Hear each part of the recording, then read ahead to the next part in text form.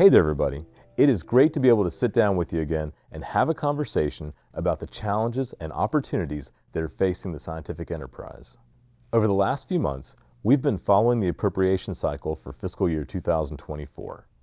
At the end of the day, the funding levels for the science agencies like the National Science Foundation, the National Institutes of Health, the Department of Energy, and more are not what we had hoped.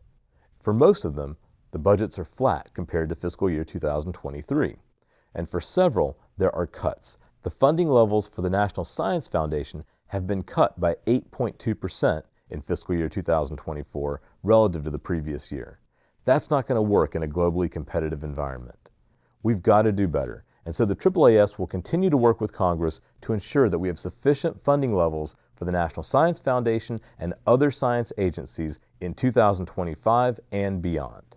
With all that said, appropriations isn't the only thing going on of importance to the scientific enterprise. Any day now, the U.S. Supreme Court is going to issue two decisions that might limit or overturn 40 years of judicial deference to the scientific expertise found in federal agencies. The cases currently before the Supreme Court focus on fishery regulations issued by the Department of Commerce. But what's really at issue is when should the federal courts be able to overturn a federal policy or regulation that is informed by scientific evidence.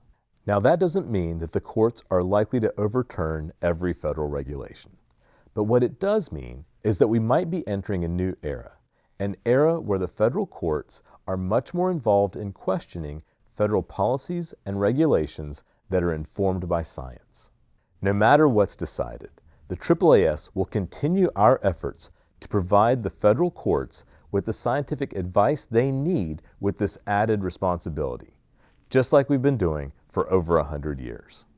If you want to follow this more closely, I encourage you to check out the AAAS Center for Scientific Responsibility and Justice, and to keep up with all the challenges and opportunities facing the scientific enterprise.